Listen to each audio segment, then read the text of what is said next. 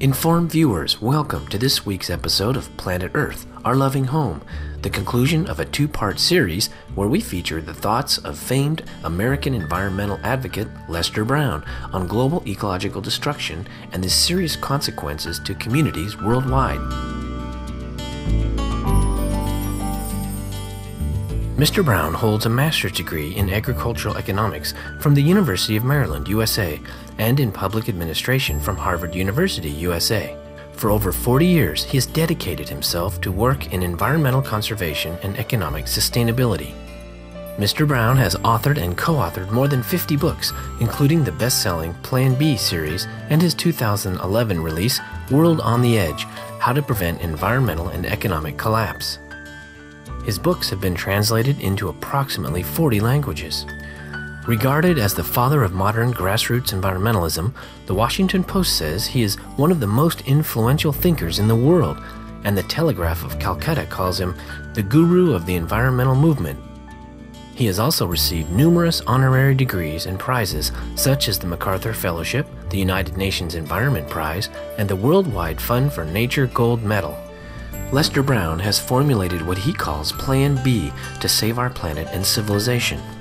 It is called Plan B because Plan A is simply, as Mr. Brown puts it, business as usual, or no change as to how we treat the Earth.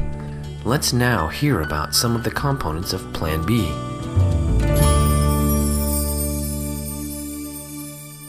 Business as usual is no longer a viable option over the longer term. The question is, what do we do about this? That's why we developed Plan B. One, cut carbon emissions, 80%. Not by 2050, which is what politicians like to talk about, but by 2020. We didn't ask the question, what will be politically feasible or politically acceptable? We asked instead the question, starting with the science, how fast do we have to cut carbon emissions if we want to save the Greenland ice sheet?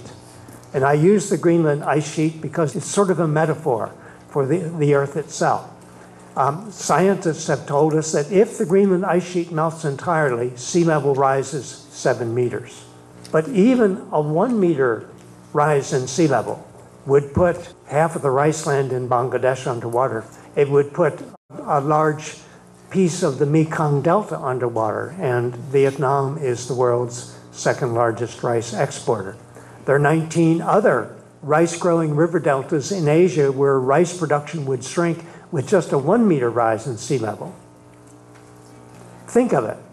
Ice melting on an island in the far North Atlantic can shrink the rice harvest in Asia where half the world's people live. We're living in a very complex world. We have to eradicate poverty and then restore the economy's natural support systems. The world now needs to do a great job of reforestation. Each year, the world's forests are shrinking. We have less tree cover than the year before, and we can't continue that indefinitely. The world's soils are eroding, including the soils on our cropland.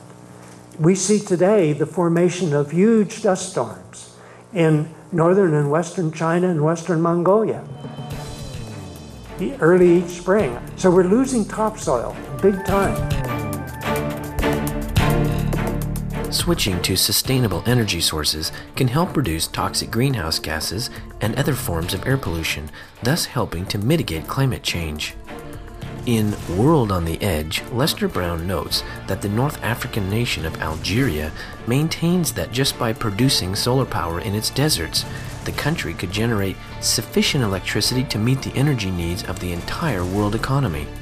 In 2009, several European firms established the Desert Tech Foundation to build solar thermal generation facilities in North Africa and the Middle East to provide power to the countries producing the electricity, as well as to supply Europe with energy.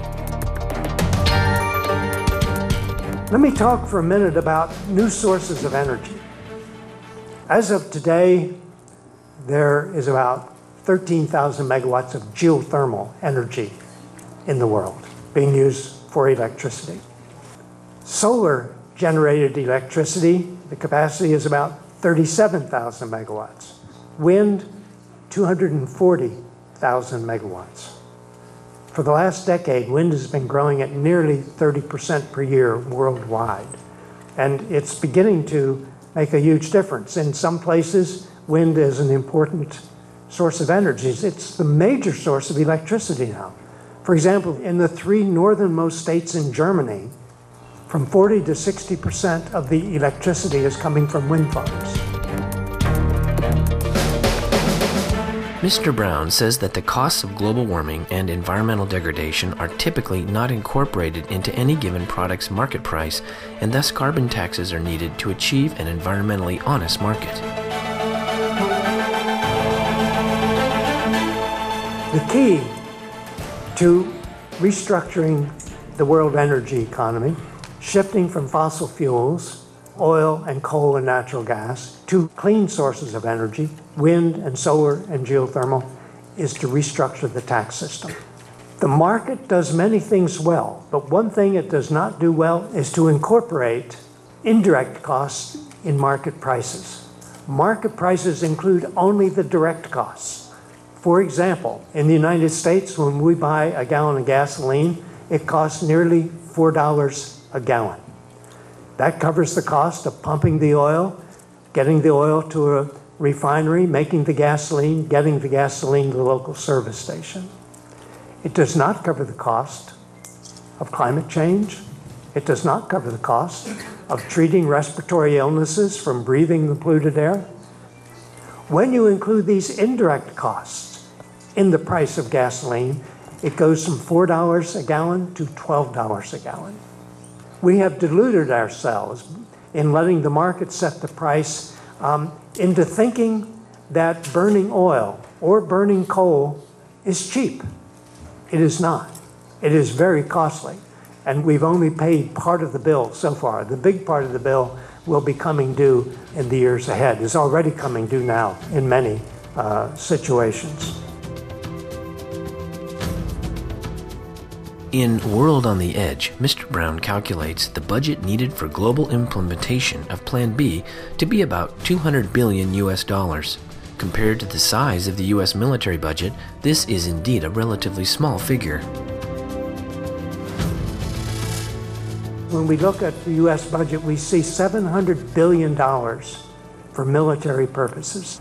That $200 billion we need to eradicate poverty and restore the economy's natural support systems, reforestation, etc., that's less than a third of the U.S. military budget. It's only an eighth of the global military budget. We can't say we don't have the resources to do what needs to be done. We do. We know what needs to be done, and we have the resources to do it. What it's going to take is a lot of NGOs, like the ones I represent and work with in the States, pushing for change. And what we're talking about now is not just saving some environmental system. We're talking about the future of civilization itself, because no civilization has ever survived the ongoing destruction of its natural support systems, nor will ours. Compared to a vegan diet, a meat diet uses up to 17 times as much land, 14 times as much water, and 10 times as much energy.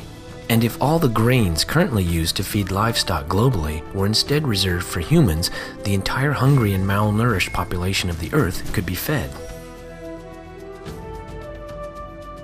There are two good reasons for us to eat less meat and more plant foods.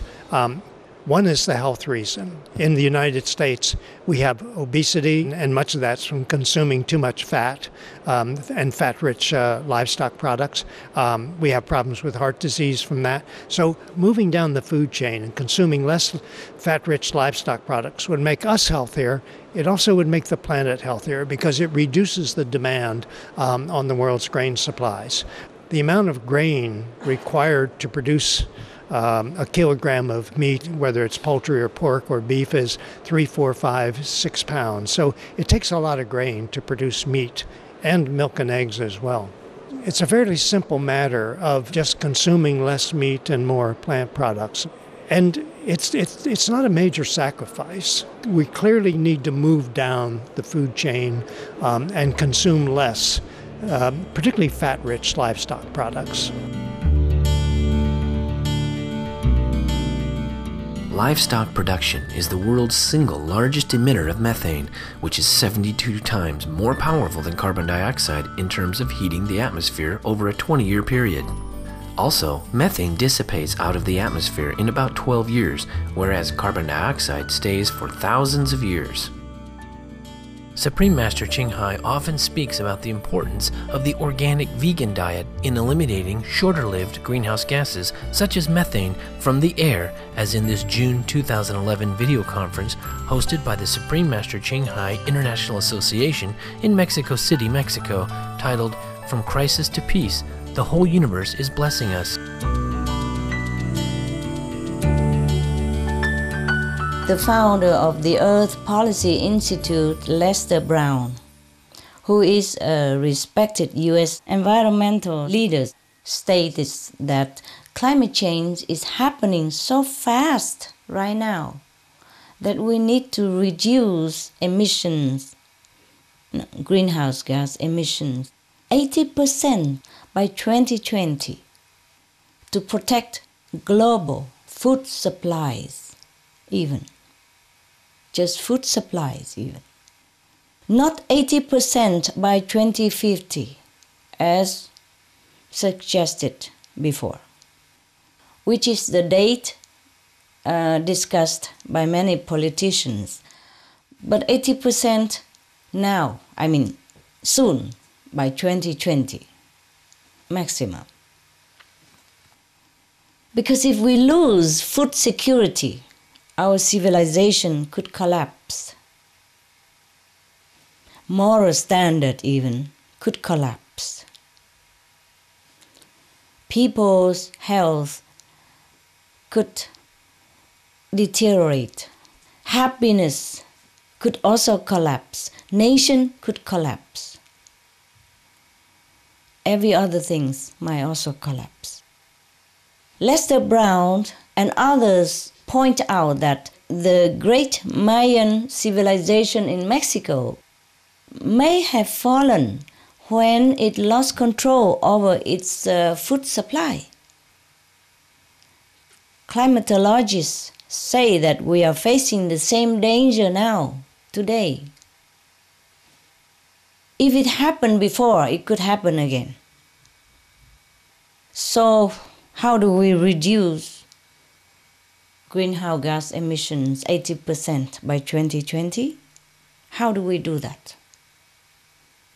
How do we keep the global temperature at safe levels? There is a solution. A few months ago, the United Nations proposed that the best way to bring about cooling, rather than focusing on carbon dioxide, would be to reduce the shorter-lived global warming agents. These include methane, black carbon, and ground-level ozone.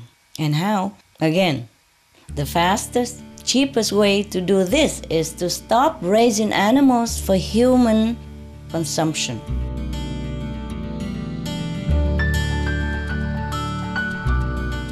We thank you, Lester Brown, and your colleagues at the Earth Policy Institute for analyzing the root causes of civilization's current crisis and developing Plan B as an action strategy for humankind to follow to protect our planet. May you successfully continue your invaluable research on preserving our world and safeguarding communities worldwide in the years ahead. For more information on Lester Brown, please visit www.earth-policy.org. Hard copies and free-to-download PDF versions of Lester Brown's books, including World on the Edge, How to Prevent Environmental and Economic Collapse, are available at www.earth-policy.org/books. Pleasant viewers, thank you for watching this week's episode of Planet Earth, Our Loving Home. May the everlasting light and love of heaven touch all beings.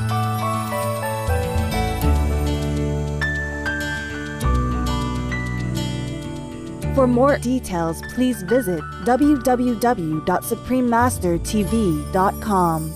www.ecology.org/PE